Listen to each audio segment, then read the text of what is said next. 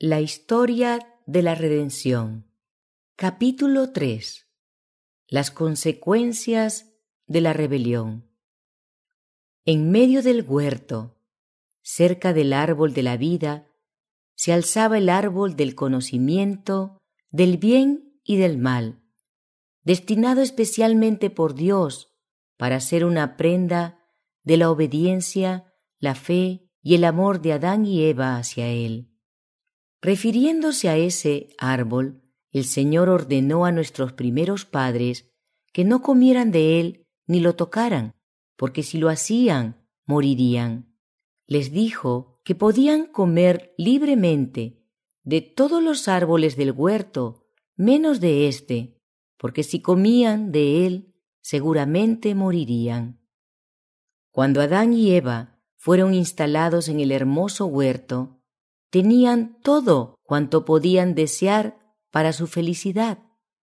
Pero Dios, para cumplir sus omniscientes designios, quiso probar su lealtad antes que pudieran ser considerados eternamente fuera de peligro. Habían de disfrutar de su favor, y Él conversaría con ellos, y ellos con Él. Sin embargo, no puso el mal fuera de su alcance. Permitió que Satanás los tentara. Si soportaban la prueba, gozarían del perpetuo favor de Dios y de los ángeles del cielo. Satanás quedó sorprendido con su nueva condición. Su felicidad se había disipado.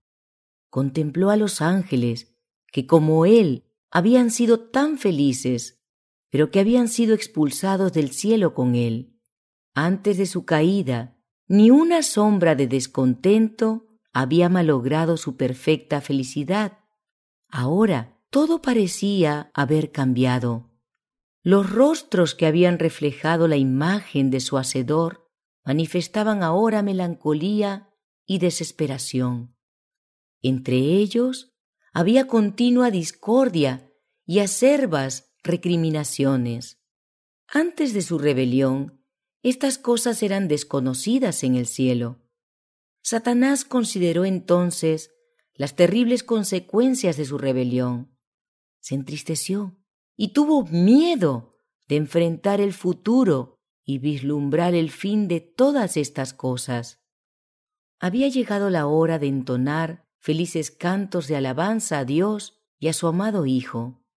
Satanás había dirigido el coro celestial, había dado la nota, luego toda la hueste angélica se había unido a él, y entonces en todo el cielo habían resonado acordes gloriosos en honor de Dios y su amado Hijo.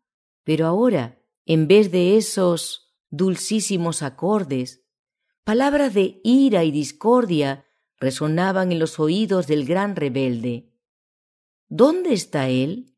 ¿No es acaso todo esto un horrible sueño? ¿Fue expulsado del cielo? ¿Nunca más se abrirán sus puertas para permitirle entrar? Se acerca la hora de la adoración, cuando los santos y resplandecientes ángeles se postran delante del Padre. Nunca más se unirá el cántico celestial. Nunca más se inclinará reverente y con santo temor ante la presencia del Dios eterno. Si pudiera volver a ser como cuando era puro, fiel y leal, de buena gana abandonaría sus pretensiones de autoridad, pero estaba perdido, más allá de toda redención, gracias a su presuntuosa rebelión. Y eso no era todo. Había inducido a otros a rebelarse y los había arrastrado a su propia condición, a ángeles que nunca habían pensado poner en tela de juicio la voluntad del cielo o dejar de obedecer la ley de Dios, hasta que Él introdujo esas ideas en sus mentes al presentarles la posibilidad de disfrutar de mayores bienes y de una libertad más elevada y gloriosa. Por medio de ese sofisma los engañó. Descansaba entonces sobre él una responsabilidad de la que le hubiera gustado liberarse. Como sus esperanzas habían sido destruidas, esos espíritus se volvieron turbulentos. En lugar de gozar de mayores bienes, estaban experimentando los tristes resultados de la desobediencia y la falta de respeto por la ley. Nunca más podrían estar esos seres infelices bajo la influencia de la tierna dirección de Jesucristo. Nunca más podrían esos espíritus ser conmovidos por el profundo y fervoroso amor, por la paz y la alegría que su presencia siempre les había inspirado, para devolvérselos en gozosa obediencia y en reverente honor. Satanás procura su restitución. Satanás tembló al contemplar su obra. Meditaba a solas en el pasado, el presente y sus planes para el futuro. Su poderosa contextura temblaba como si fuera sacudida por una tempestad. Entonces pasó un ángel del cielo, lo llamó y le suplicó que le consiguiera una entrevista con Cristo. Le fue concedida. Entonces le dijo al Hijo de Dios que se había arrepentido de su rebelión y deseaba obtener nuevamente el favor de Dios. Deseaba ocupar el lugar que Dios le había asignado previamente y permanecer bajo su sabia dirección. Cristo lloró ante la desgracia de Satanás, pero le dijo, comunicándole la decisión de Dios, que nunca más sería recibido en el cielo, pues éste no podía ser expuesto al peligro. Todo el cielo se malograría si se lo recibía otra vez, porque el pecado y la rebelión se habían originado en él. La semilla de la rebelión todavía estaban dentro de él. No había tenido, en el curso de su rebelión, motivo alguno para actuar de esa manera, y había acarreado ruina sin esperanzas, no sólo para sí mismo, sino para las huestes de ángeles que habrían sido felices en el cielo si él se hubiera mantenido fiel. La ley de Dios podía condenar, pero no perdonar. No se arrepintió de su rebelión porque había visto la bondad de Dios de la cual había abusado. No era posible que su amor por Dios hubiera aumentado tanto desde la caída como para conducirlo a una gozosa sumisión o una obediencia feliz a su ley, que había sido despreciada. La desgracia que experimentaba al haber perdido la dulce luz del cielo, el sentimiento de culpa que lo oprimía y la desilusión que experimentó al ver que sus esperanzas resultaban fallidas, eran la causa de su dolor. Ser comandante fuera del cielo era muy diferente que gozar de ese honor en él. La pérdida de todos los privilegios que había tenido en el cielo le pareció demasiado grande como para soportarla. Deseaba recuperarlos. El tremendo cambio que se había operado en su situación no había aumentado su amor a Dios, ni a su sabia y justa ley. Cuando Satanás se convenció plenamente de que no había posibilidad alguna de recuperar el favor de Dios, manifestó su maldad con odio acrecentado y ardiente vehemencia.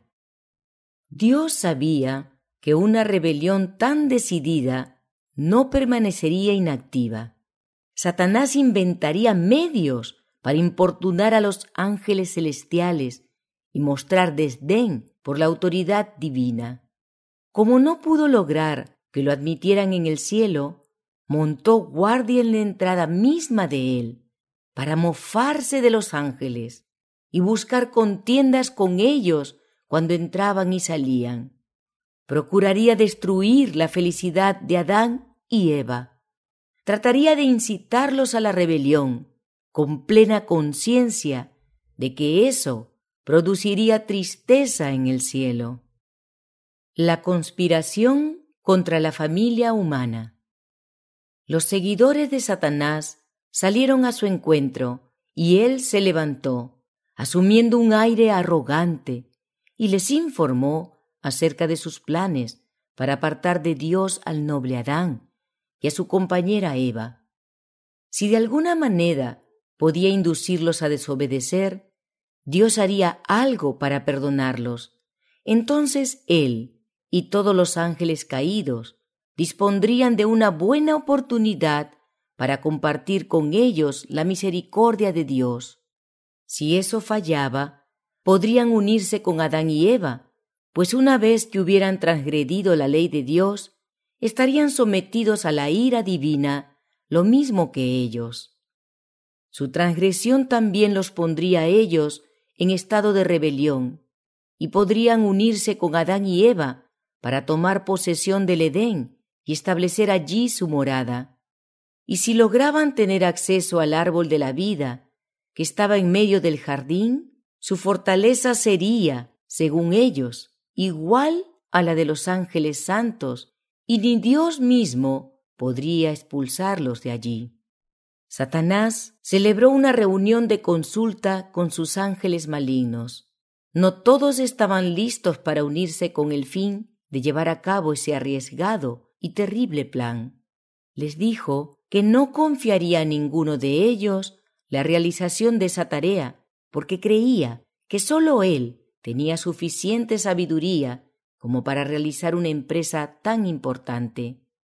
Quería que consideraran el asunto mientras él los dejaba con el fin de estar solo para madurar sus planes. Trató de convencerlos de que esa era su única y su última esperanza. Si fallaban, desaparecería toda perspectiva de recuperar el cielo y controlarlo, o cualquier otra parte de la creación de Dios. Satanás quedó solo para madurar los planes que seguramente provocarían la caída de Adán y Eva. Temía que sus propósitos no se cumplieran. Aún más, aunque tuviera éxito al inducir a Adán y Eva a desobedecer los mandamientos de Dios y convertirlos en transgresores de su ley, si de todo ello él no recibía ningún beneficio, su propia situación no mejoraría. Su culpa, en cambio, solo aumentaría. Se estremeció al pensar en sumergir a la santa y feliz pareja en la miseria y el remordimiento que él mismo debía soportar. Parecía indeciso, a veces firme y resuelto, otras dubitativo y vacilante. Sus ángeles lo buscaban, puesto que era su dirigente, para informarle acerca de la decisión que habían tomado. Se unirían a Satanás en sus planes para compartir con él la responsabilidad y las consecuencias. Satanás ahuyentó sus sentimientos de desesperación y flaqueza, y como dirigente de ellos, se revistió de valor con el fin de afrontar la situación y hacer todo cuanto estuviera a su alcance para desafiar la autoridad de Dios y de su Hijo. Los informó acerca de sus planes. Si se acercaba audazmente a Adán y a Eva para quejarse del unigénito Hijo de Dios, no lo escucharían en absoluto. Por el contrario, estarían preparados para repeler ese ataque. Si tratara de intimidarlos con su poder, hasta hacía poco había sido un ángel provisto de gran autoridad, tampoco podría lograr nada. Decidió que la astucia y el engaño lograrían lo que no fuera posible por la fuerza. Se advierte a Adán y Eva. Dios reunió a la hueste angélica para tomar medidas con el fin de evitar el mal que amenazaba. Se decidió en el Consejo del Cielo enviar ángeles para advertir a Adán que estaba en peligro por la presencia del enemigo. 2 ángeles se apresuraron a visitar a nuestros primeros padres. La santa pareja los recibió con inocente alegría, expresando su gratitud al Creador por haberlos rodeado con tal profusión de su bondad. Podían gozar de todo lo amable y atractivo, y todo parecía adaptarse sabiamente a sus necesidades. Y lo que estimaban por sobre toda otra bendición era su relación con el Hijo de Dios y los ángeles celestiales, pues tenían tanto que contarles en cada visita en cuanto a las bellezas de la naturaleza que descubrían cada vez en el hermoso hogar del Edén, y tenían muchas preguntas que hacer acerca de muchas cosas que no podían comprender claramente. Con bondad y amor, los ángeles les daban la información que deseaban recibir. También les contaron la triste historia de la rebelión y la caída de Satanás. Entonces les informaron con claridad que el árbol del conocimiento había sido puesto en el jardín como prueba de su obediencia y su amor por Dios, que los santos ángeles sólo podían conservar su condición exaltada y feliz si eran obedientes, que ellos estaban en una situación similar, que podían obedecer la ley de Dios y ser inefablemente felices, o desobedecerla y perder su elevada condición y caer en la desesperación. Dijeron a Adán y a Eva que Dios no los obligaría a obedecer, que no los había privado del poder de obrar en contra de su voluntad, que ellos eran seres dotados de naturaleza moral, libres de obedecer o de desobedecer. Solo había una prohibición que Dios había considerado propio imponerles hasta ese momento. Si transgredían la voluntad de Dios, ciertamente morirían. Dijeron a Adán y a Eva que el ángel más excelso, que seguía en jerarquía a Cristo, no había querido obedecer la ley de Dios, que había sido promulgada para gobernar a los seres celestiales, que esa rebelión había provocado guerra en el cielo, que como resultado de ella, el rebelde había sido expulsado y que todo ángel que se había unido a él para poner en tela de juicio la autoridad del gran Jehová había sido echado del cielo también, y que ese adversario caído era ahora enemigo de todos los que se preocupaban de los intereses de Dios y de su amado Hijo. Les dijeron que Satanás se había propuesto hacerles daño y que era necesario que los protegieran, porque podrían llegar a relacionarse con el adversario caído, pero que éste no podría causarles perjuicio mientras se mantuvieran obedientes a los mandamientos de Dios. Porque si fuera necesario, todos los ángeles del cielo acudirían en su ayuda antes que permitir que Él los perjudicara de alguna manera. Pero si desobedecían los mandamientos de Dios, entonces Satanás tendría poder para molestarlos, confundirlos y causarles problemas. Si permanecían firmes frente a las primeras insinuaciones de Satanás, estarían tan seguros como los ángeles celestiales. Pero si cedían ante el tentador, el que no había protegido a los ángeles excelsos, tampoco los protegería. Tendrían que sufrir el castigo correspondiente a su transgresión, porque la ley de Dios es tan sagrada como Él mismo, y Él exige obediencia perfecta de todos en el cielo y en la tierra. Los ángeles aconsejaron a Eva que no se separara de su esposo en el desempeño de sus tareas, porque podría llegar a encontrarse con el adversario caído. Si se separaban, estarían en mayor peligro que si estuvieran juntos. Los ángeles les encargaron que siguieran estrictamente las instrucciones que Dios les había dado en relación con el árbol del conocimiento, pues si obedecían perfectamente, estarían a salvo, y el adversario caído no tendría poder para engañarlos. Dios no permitiría que Satanás siguiera a la santa pareja para tentarlos constantemente. Solo podría tener acceso a ellos en el árbol del conocimiento del bien y del mal. Adán y Eva aseguraron a los ángeles que nunca desobedecerían los expresos mandamientos de Dios, pues su mayor placer consistía en hacer su voluntad.